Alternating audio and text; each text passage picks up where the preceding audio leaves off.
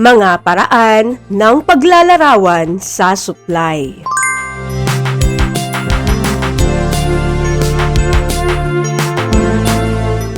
Isang mapagmatyag na araw, grade 9. Kapag tumataas ang presyo ng isang produkto, hindi lang mamimili ang napapaisip. May mga producer ding biglang nagiging mas ganado maglabas ng paninda. Minsan, ang presyo ang parang senyas kung gaano karami ang handang ipagbili sa pamilihan. Kaya naman balikan natin ang tungkol sa konsepto ng supply at batas ng supply. Sa aral ng nakaraan, umuunlad ang bayan. Taas presyo, dagdag supply. Isulat ang sakto kung tama ang diwa at sablay kung mali.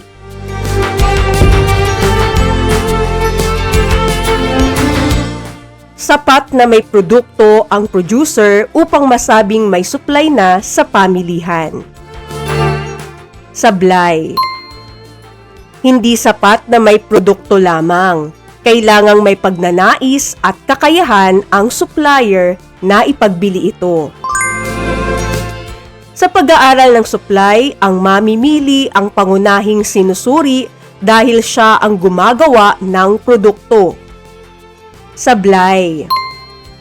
Ang sinusuri sa supply ay ang gawi at kilos ng mga producer o supplier. Sila ang gumagawa at nag-aalok ng produkto o serbisyo sa pamilihan.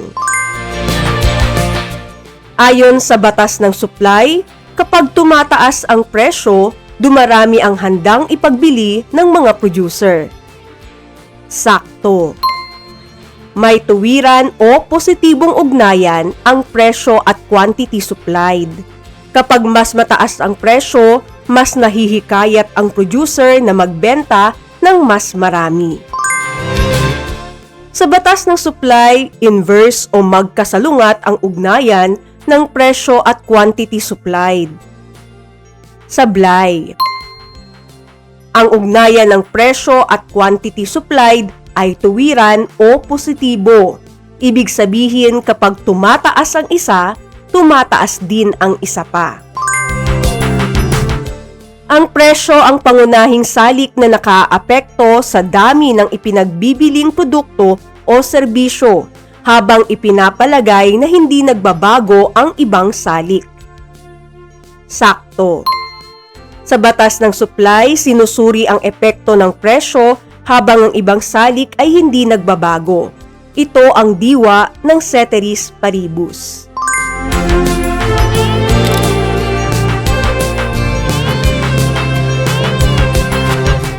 Sa batas ng supply, malinaw na ang direksyon ng galaw. Kapag tumaas ang presyo, ang quantity supplied ay tumataas din. Kapag bumaba ang presyo, ang quantity supplied ay bumababa rin. Madaling makita ang ugnayan kung iilang presyo at quantity supplied lamang ang ibinigay. Ngunit paano kung marami na ang pares ng datos at kailangang makita hindi lamang ang bilang, kundi pati ang kabuang pattern? Paano nga ba mailalarawan ng malinaw at organisado ang ugnayan ng presyo at quantity supplied? Kaya naman layunin ng aralin na maipaliwanag ang iba't ibang paraan ng paglalarawan sa supply.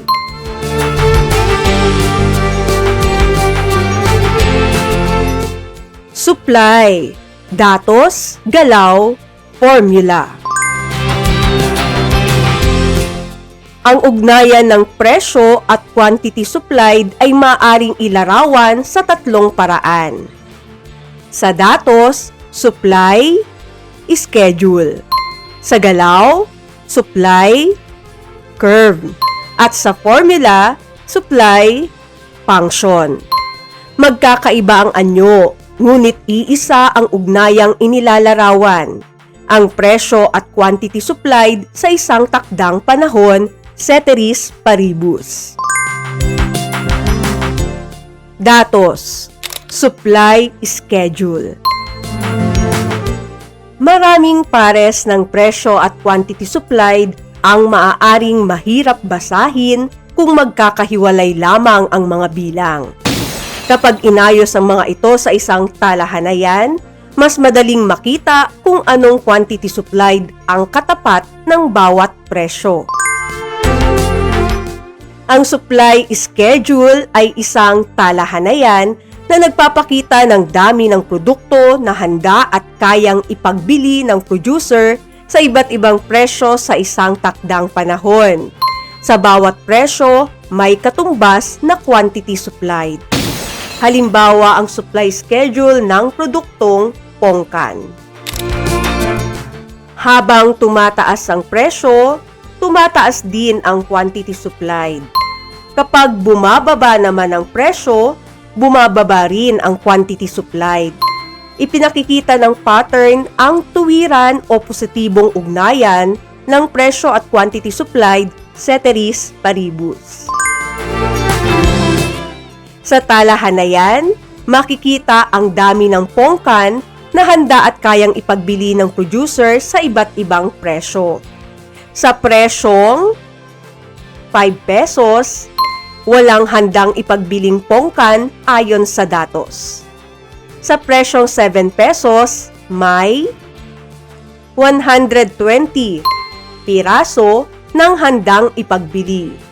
Sa presyong 20 pesos, umaabot sa 900 piraso ang quantity supplied. Ipinakikita ng datos na habang tumataas ang presyo, dumarami rin ang quantity supplied, habang ipinapalagay na hindi nagbabago ang ibang salik o ceteris paribus. Basahin ang talaan. Batay sa supply schedule ng pongkan, tukuyin ang hinihinging impormasyon. Ano ang quantity supplied kapag ang presyo ay 10 pesos? 300 na piraso. Ano ang presyo kapag ang quantity supplied ay 780 piraso? 18 pesos. Saang punto makikita ang presyong 12 pesos at quantity supplied na 420 piraso? Punto D. Ano ang pinakamataas na quantity supplied sa talahanayan? 900 na piraso. Ano ang ipinakikitang ugnayan ng presyo at quantity supplied sa talahanayan? Tuwiran o positibong ugnayan. Galaw, supply curve. Mula sa supply schedule, maaaring ilipat ang mga datos sa graph upang mabuo ang supply curve. Ang supply curve ay grapikong paglalarawan ng tuwiran o positibong ugnayan ng presyo at quantity supplied. Ang presyo o P ang nasa vertical o y-axis. Ang quantity supplied o QS naman ang nasa horizontal o x-axis. Ang bawat pares ng datos ay inilalagay bilang coordinate QS-P. Kapag pinagdudugtong ang mga punto, nabubuo ang supply curve. Gamit ang supply schedule ng pongkan, ang coordinate sa punto A ay 0, 5. Sa punto B, 127. Sa punto C, 310. Sa punto D, 420, 12. Sa punto E, 615. Sa punto F, 780, 18. At sa punto G, 920. Paano i-plot? Iguhit ang x-axis at y-axis.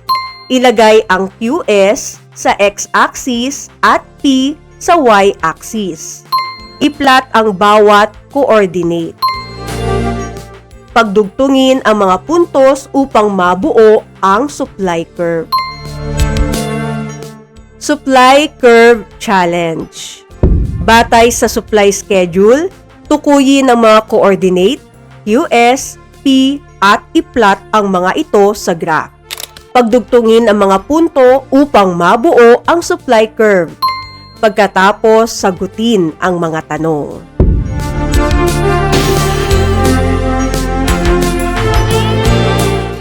Tandaan, sa pagplot, gamitin ang coordinate na QS, P.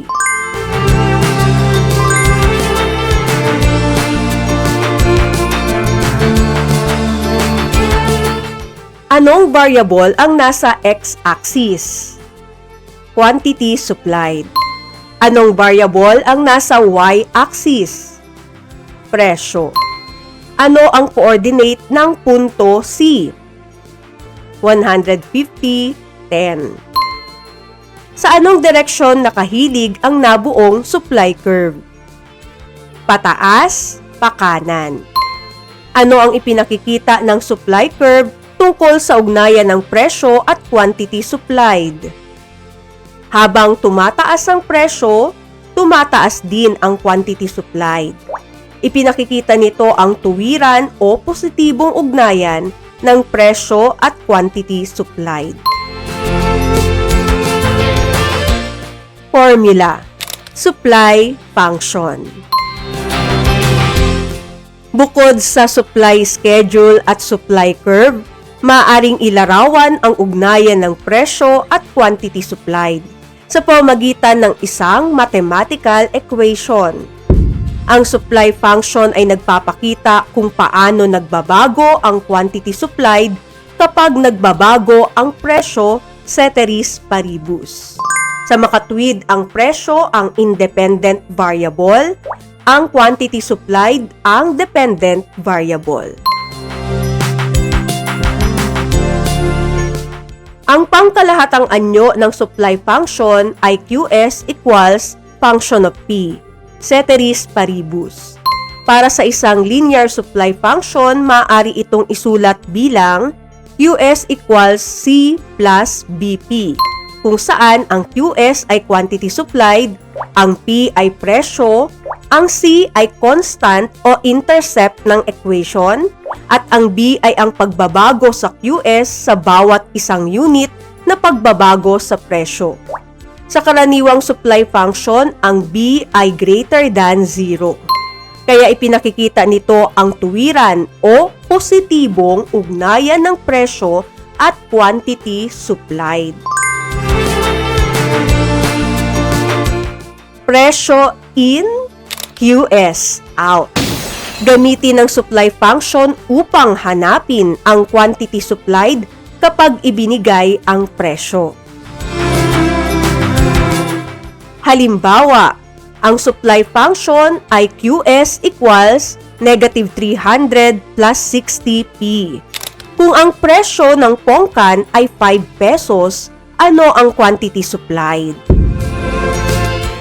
I-substitute ang 5 pesos, magiging QS equals negative 300 plus 60 times 5. QS equals negative 300, 60 times 5 equals 300, plus 300.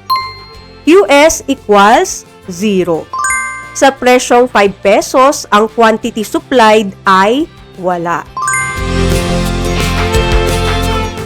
QS in, presyo out. Gamitin ang supply function upang hanapin ang presyo kapag ibinigay ang quantity supplied. Halimbawa, ang QS ay negative 300 plus 60p. Kung ang quantity supplied ay 420 piraso, ano ang presyo? I-substitute ang quantity supplied sa supply function. Magiging 420 equals negative 300 plus 60p.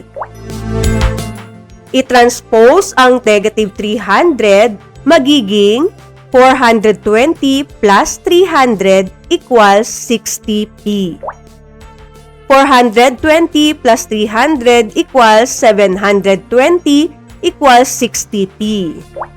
I-divide both sides ng 60, magiging 720 divided by 60, P equals 12.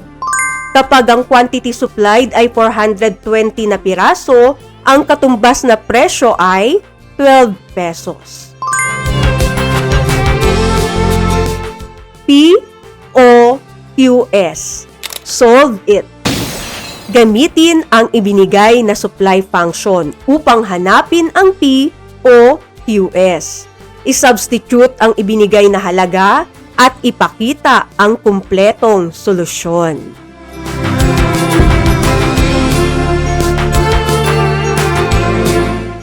Hanapin ang QS kapag ang P ay 15 pesos. I-substitute ang 15 pesos sa supply function, magiging QS equals negative 20 plus 4 times 15. I-multiply ang 4 times 15, magiging QS equals negative 20 plus 60. Kunin ang QS, magiging QS equals 40. Hanapin ang P kapag ang QS ay 40. I-substitute ang QS na 40 sa supply function. Magiging 40 equals negative 20 plus 4P. Idagdag ang 20 sa magkabilang panig o maaari ring i-transpose ang negative 20 sa kabilang panig. Magiging 40 plus 20 equals negative 20 plus 20 plus 4P. I-simplify, magiging 60 equals 4P. Hatiin ang magkabilang panig sa 4, kaya magiging 60 divided by 4 equals 4P divided by 4. Kunin ang P, 60 divided by 4 equals 15. Hanapin ang QS kapag ang P ay 10 pesos. I-substitute ang P sa supply function, magiging QS equals negative 30 plus 5 times 10.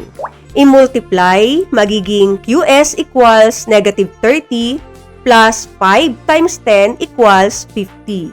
Kunin ang QS, QS equals 20. Hanapin ang P kapag ang QS ay 70. I-substitute ang 70 sa supply function, magiging 70 equals negative 30 plus 5P. Idagdag ang 30 sa magkabilang panig o i-transpose ang negative 30 sa kabilang panig, magiging 70 plus 30 equals negative 30 plus 30 plus 5P. I-simplify, magiging 100 equals 5P. Hatiin ang magkabilang panig sa 5, magiging 100 divided by 5 equals 5P divided by 5. Kunin ang P, 100 divided by 5. P equals 20. Hanapin ang QS kapag ang P ay 12 pesos. I-substitute ang 12 sa supply function, magiging QS equals negative 50 plus 10 times 12. I-multiply, magiging QS equals negative 50 plus 10 times 12 equals 120. Kunin ang QS, QS equals 70.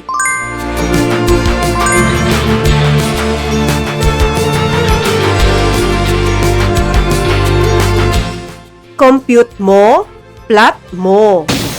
Gamitin ang supply function na QS equals negative 20 plus 4P upang kumpletuhin ang supply schedule. Pagkatapos, gawing coordinate QSP ang bawat pares ng datos at i-plot ang mga ito upang mabuo ang supply curve. Tandaan, sa pag-plot, gamitin ang coordinate na QSP. Ipinakikita ng graph ang tuwiran o positibong ugnayan ng presyo at quantity supplied. 2 points, find the function. Paano kung walang supply function at 2 punto lamang ang ibinigay? maaaring mabuo ang linear supply function gamit ang dalawang pares ng presyo at quantity supplied. Muli, ang formula ng linear supply function ay QS equals C plus BP. Upang mabuo ang supply function, kailangan munang hanapin ang B, pagkatapos ay ang C. Halimbawa, mula sa supply schedule ng Pongkan, ibinigay ang dalawang punto. Punto A, 5 pesos, walang quantity supplied. Punto B, 10 pesos, may 300 na quantity supplied. Hanapin ang supply function. Step 1, hanapin ang B. Ang formula para sa B ay QS sub 2 minus QS sub 1 divided by P sub 2 minus P sub 1. I-substitute ang mga halaga. 300 minus 0 divided by 10 minus 5. Magiging 300 minus 0 equals 300. 10 minus 5 equals 5. B equals 60. Sa bawat piso na pagtaas ng presyo, tumataas ng 60 na piraso ang quantity supplied. Step 2. Hanapin ang C. Mula sa supply function na QS equals C plus BP, gamitin ang punto na P equals 5, QS equals 0, at B equals 60, i-substitute. Magiging 0 equals C plus 60 times 5. 0 equals C plus 60 times 5 equals 300. I-transpose ang 300 sa kabila, magiging 0 minus 300 equals C. C equals negative 300. Buuin ang supply function. I-substitute ang C na nakuha ay negative 300. Ang B ay 60. Magiging QS equals negative 300 plus 60P. Check mo. Para matiyak na tama ang nabuong supply function, gamitin ang isa pang punto. Sa supply function na nakuha, QS equals negative 300 plus 60P, gamitin ang P equals 10 pesos. QS equals negative 300 plus 60 times 10. QS equals negative 300 plus 60 times 10 plus 600 equals QS equals 300. Tugma ito sa ibinigay na 10 pesos at QS na 300. Dalawang punto, isang function. Gamitin ang dalawang pares ng presyo at quantity supplied upang mabuo ang supply function. Ipakita ang solution.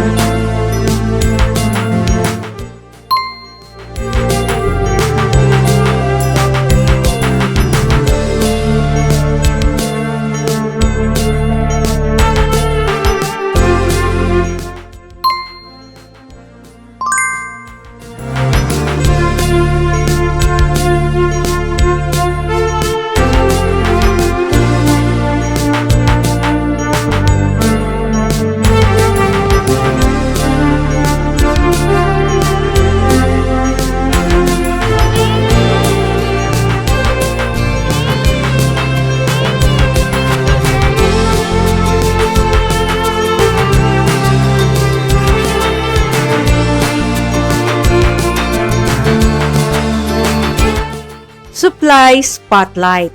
Kilalanin ang konsepto. Tukuyin ang konseptong inilalarawan sa bawat pahayag. Anong variable ang inilalagay sa horizontal o x-axis ng supply curve? Quantity supplied. Mathematical equation na nagpapakita ng ugnayan ng presyo at quantity supplied. Supply function. Anong ugnayan ang ipinakikita ng presyo at quantity supplied? Tuwiran o positibong ugnayan. Sa supply function na QS equals negative 20 plus 4P, ano ang ibig sabihin ng P? Presyo. Talahanayan na nagpapakita ng iba't ibang presyo at katumbas na quantity supplied. Supply schedule. Ano ang tamang ayos ng coordinate sa supply curve? QSP. Grapikong paglalarawan ng ugnayan ng presyo at quantity supplied. Supply curve. Sa supply function na QS equals negative 20 plus 4P, ano ang ibig sabihin ng QS? Quantity supplied. Ano ang karaniwang direksyon ng supply curve mula kaliwa pa kanan? Pataas o upward sloping. Anong variable ang inilalagay sa vertical o y-axis ng supply curve? Presyo. Isang supply, 4 na diskarte. Paglalarawan sa supply. Pumili ng isang paraan ng gawain. Ipakita kung paano mailalarawan ang ugnayan ng presyo at quantity supplied gamit ang kaalaman sa supply schedule, supply curve, at supply function. Batayang datos. Ang supply function ay QS equals negative 20 plus 4P. Kapag ang P ay 20, ang QS ay 60.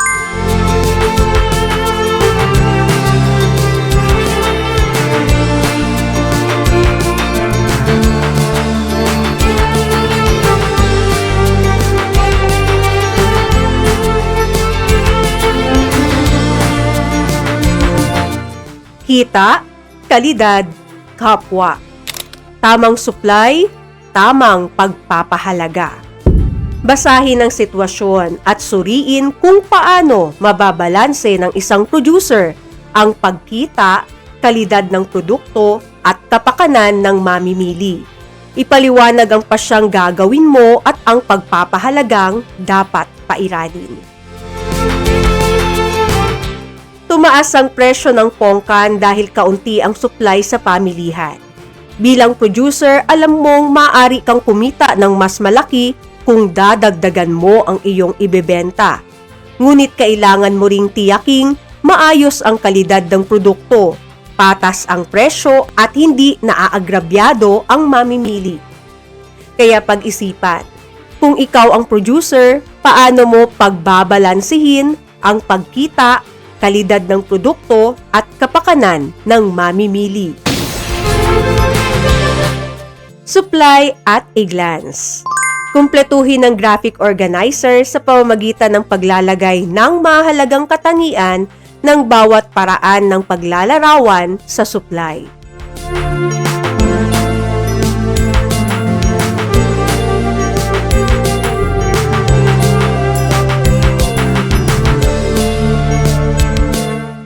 Supply sense.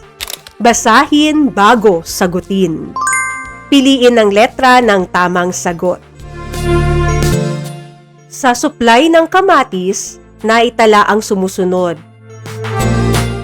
Kung ang presyo ay 10 pesos, ang quantity supplied ay 20. Ang presyo na 15 pesos, ang quantity supplied ay 40. At ang presyo na 20 pesos, ang quantity supplied ay 60. Ano ang ipinakikita ng datos tungkol sa presyo at quantity supplied kung hindi nagbabago ang ibang salik? Tumataas ang quantity supplied habang tumataas ang presyo. Ang supply function ng isang produkto ay QS equals negative 20 plus 4P. Kung P ay 25 pesos, ano ang quantity supplied? 80. Ang supply function ay QS equals negative 20 plus 4P. Kung QS ay 40, ano ang presyo? 15 pesos. Sa isang supply schedule, ang P ay 18 pesos. Ang QS ay 120. Aling coordinate ang wastong ipaplot sa supply curve? 120, 18. May supply function na QS equals negative 30 plus 5P. Kailangang malaman agad ang quantity supplied kapag ang P ay 20 pesos. Aling paraan ang pinakadirektang gamitin? I-substitute ang presyo sa supply function. Sa bawat supply, may desisyong dapat panagutan. Hindi sapat ang kumita kung kalidad ay napapabayaan. Isaalang-alang ang mamimili, kapwa at tamang presyo. At ang hamon, kumita nang hindi isinasakripisyo ang prinsipyo.